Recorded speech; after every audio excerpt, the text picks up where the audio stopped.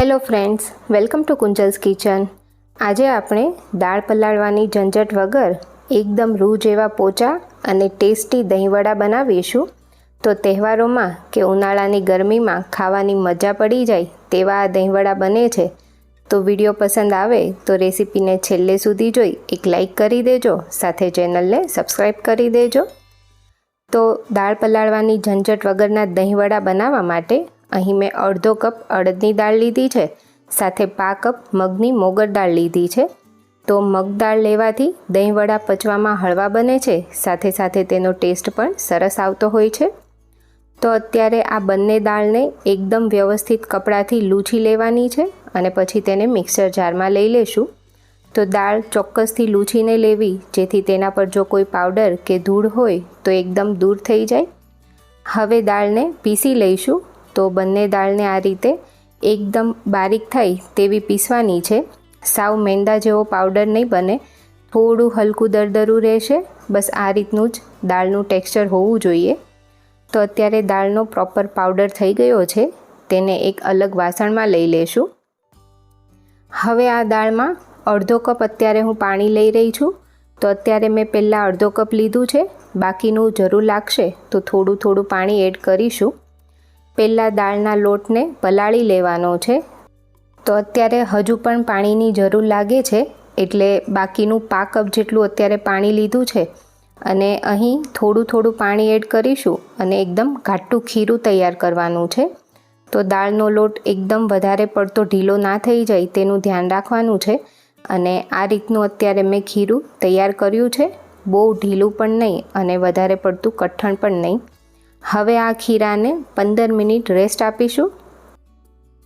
તો હવે દહીંવડા માટે દહીં તૈયાર કરી લઈશું. તો તેના માટે મેં અહીં 1 કપ એકદમ ઘાટું અને સાવ મોળું હોય તેવું દહીં લીધું છે. તેમાં 2 ચમચી ખાંડ એડ કરીશું. તો અહીં તમને દહીંમાં જેટલું ગળપણ ગમે એ પ્રમાણે ખાંડ લઈ શકાય છે. સાથે 5 ચમચી મીઠું લીધું છે અને હવે બધી વસ્તુને દહીંમાં મિક્સ કરતા જઈશું. અને આ રીતે વિસ્કરથી મિક્સ કરવાથી દહીં એકદમ સરસ ફેંટાઈ જશે. દહીંમાં બિલકુલ કણીઓ પણ નહીં રહે અને એકદમ ઘાટું દહીં તૈયાર થશે. તો દહીં ફેંટવા માટે આ રીતે વિસ્કર યુઝ કરવું. અહીં જો તમે હેન્ડ બ્લેન્ડરનો યુઝ કરશો તો દહીં સાવ પાતળું થઈ જશે, એટલે આ રીતે વિસ્કર યુઝ કરવાથી જોઈ શકાય છે દહીં એકદમ સરસ ઘાટું તૈયાર થયું છે. દહીં ફેંટવા માટે તમે આ રીતે ચાળણીમાં પણ જો દહીં ચાળીને લેશો તો પણ દહીં તમારું ઘાટું જ રહેશે. તો આ બંનેમાંથી જે મેથડ ઇઝી લાગે એ રીતે દહીં તૈયાર કરી લેવાનું. હવે અહીં દહીંવડા સાથે સર્વ કરવાની એક ગ્રીન ચટણી બનાવીશું. જેના માટે મેં અહીં 6 તીખા લીલા મરચાં લીધા છે, અડધો કપ ફુદીનો અને 1 કપ લીલા ધાણા લીધા છે. તો બધી વસ્તુને મિક્સર જારમાં લઈ લેશું. હવે તેમાં અડધી ચમચી આખું જીરું લેવાનું છે. અહીં મેં આ કાચું જ જીરું લીધું છે. સાથે તેમાં સ્વાદ પ્રમાણે મીઠું નાખીશું અને 5 ચમચી જેટલો ચાટ મસાલો લઈશું. હવે ચટણી એકદમ સરસ ગ્રીન રહે તેના માટે અહીં મેં 2 થી 3 બરફના ટુકડા લીધા છે. સાથે થોડું પાણી એડ કરીને ચટણીને પીસી લેવાની છે. તો બરફ નાખવાથી ચટણી એકદમ સરસ આ રીતની ગ્રીન જ રહેશે. અને દહીંવડા માટેની આ ચટણી થોડી આ રીતની પાતળી જ પીસવાની છે. હવે દહીંવડા પર છાંટવાનો એક મસાલો બનાવીશું. જેના માટે મેં અહીં 1 ચમચી આખું જીરું શેકીને તેને આ રીતે ખાંડીને લીધું છે. સાથે તેમાં 5 ચમચી સંચળ પાવડર લઈશું અને 5 ચમચી લાલ મરચું લઈશું. બધી વસ્તુ પ્રોપર મિક્સ કરી લઈશું. તો દહીંવડા પર ઘણીવાર ખાલી લાલ મરચું અને શેકેલું જીરું જ છાંટતા હોઈએ છીએ, પરંતુ જો આ રીતે મસાલો બનાવીને દહીંવડા પર છાંટીશું તો દહીંવડાનો ટેસ્ટ બહુ જ સરસ આવે છે. તો આ મસાલો પણ તૈયાર છે. હવે દહીંવડા માટેનું જે ખીરું તૈયાર કર્યું હતું તેને 15 મિનિટનો રેસ્ટ અપાયા પછી ચેક કરીએ તો ખીરું એકદમ સરસ થીક થઈ ગયું છે. હવે આ ખીરાને ફીણી લેવાનું છે. તો આ રીતે વિસ્કરથી કે ચમચીથી કે પછી હાથથી ખીરું ફીણી શકાય છે. તેમાં થોડું પાણી એડ કરતા જઈશું અને ખીરું લગભગ 5 મિનિટ સુધી સતત ફીણવાનું છે. તો થોડું પાણી એડ કરીશું અને ખીરાને ફીણતા જઈશું. તો 5 મિનિટ પછી ખીરું એકદમ સરસ ફીણાઈને તૈયાર છે. તે એકદમ ફ્લફી પણ થઈ ગયું છે અને ખીરાનો કલર પણ ચેન્જ થઈ ગયો છે. હવે તેમાં અડધી ચમચી આ રીતે છીણેલું મેં આદું લીધું છે. તેની સાથે જ 5 ચમચી હિંગ લઈશું, જેથી દહીં વડા પચવામાં એકદમ સરળતા રહે. સાથે અહીં 8થી 10 ફુદીનાના પત્તા લીધા છે, તો તેને આ રીતે હાથથી તોડીને ખીરામાં એડ કરીશું. તો ફુદીનાની ફ્લેવર દહીં વડામાં બહુ જ સરસ આવતી હોય છે, તો તમે પણ એકવાર આ રીતે ટ્રાય કરજો. અહીં તમે અડધી ચમચી આખું જીરું પણ લઈ શકો છો.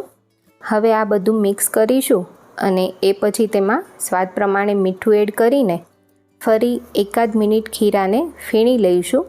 તો જેટલું તમે આ ખીરું ફીણશો તેટલા જ દહીં વડા એકદમ હલકા બનશે, સાથે સાથે જાળીદાર બનશે.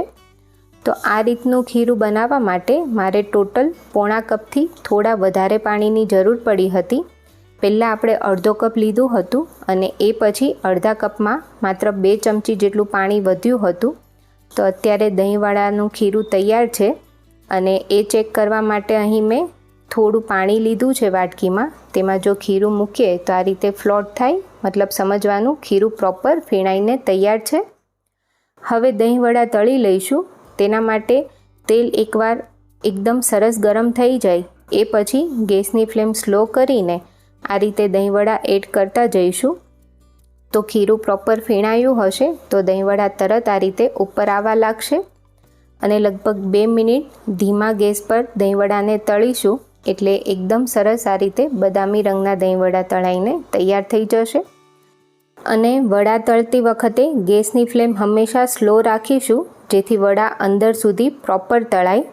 તો અહીં એક બેચ વડાની તળાઈ ગઈ છે, તેને ડાયરેક્ટ જ આ રીતે પાણીમાં એડ કરતા જઈશું અને આવી જ રીતે બીજી બેચ પણ તળીને તૈયાર કરી લઈશું. તો આવી રીતે જો ખીરું બનાવીને તમે દહીંવડા બનાવશો તો દહીંવડા અંદરથી એકદમ સરસ સોફ્ટ બને છે અને દહીંવડામાં બિલકુલ પણ તેલ નથી પીવાતું. તમે જોઈ શકો છો કે વડા એકદમ સરસ તેલ વગરના કોરા બન્યા છે. તો જેમ જેમ વડા તળાતા જાય તેમ તેમ તેને આ રીતે પાણીમાં એડ કરતા જવાના છે અને આટલા મેઝરમેન્ટમાંથી તમે લગભગ આ સાઇઝના 20થી 22 નંગ વડા તૈયાર કરી શકો છો. અને અહીં હું તમને એક વડાનું ટેક્સચર બતાવું તો જોઈ શકાય છે એકદમ સરસ સોફ્ટ બન્યા છે અને વડું આ રીતે તોડીને જોઈએ તો વડામાં પણ એકદમ સરસ જાળી પડી છે. તો દાળ પલાળ્યા વગર પણ સુપર સોફ્ટ એવા આ દહીં વડા બહુ જ જલ્દી તૈયાર થઈ જાય છે. તો ઘરે એકવાર ચોક્કસથી આ રીતે ટ્રાય કરજો. હવે તૈયાર કરેલા બધા વડાને આ રીતે પાણીમાં અડધાથી 1 કલાક માટે પલાળીને રાખવાના છે. તો અહીં 1 કલાક પછી વડા સરસ પલળી ગયા છે, થોડા ફૂલી ગયા છે અને થોડા સોફ્ટ પણ થઈ ગયા છે. હવે વડામાંથી થોડું થોડું પાણી નિતારીશું. ઉપરથી એકદમ ઠંડુ અને ઘાટું દહીં પોર કરીશું. દહીં જ્યાં સુધી યુઝ ના કરો ત્યાં સુધી તેને ફ્રીજમાં જ રાખવાનું છે. સાથે જ જેટલી તીખાશ જોઈએ એ પ્રમાણે ગ્રીન ચટણી પોર કરીશું અને સાથે જ અહીં મેં ખજૂર આમલીની ચટણી પણ બનાવેલી છે, તે થોડી થોડી એડ કરીશું. અને હવે તેના પર જે તૈયાર કરેલો મસાલો હતો એ છાંટીશું, જેનાથી દહીંવડાનો ટેસ્ટ બહુ જ સરસ આવશે. તો આ રીતે દાળ પલાળવાની ઝંઝટ વગર આ દહીંવડા ઘરે એકવાર ચોક્કસથી ટ્રાય કરજો. એકદમ સોફ્ટ અને ટેસ્ટી બને છે. તો આ રીતે બનાવજો અને મને કમેન્ટમાં જણાવજો તમને આજની રેસીપી કેવી લાગી. Thank you.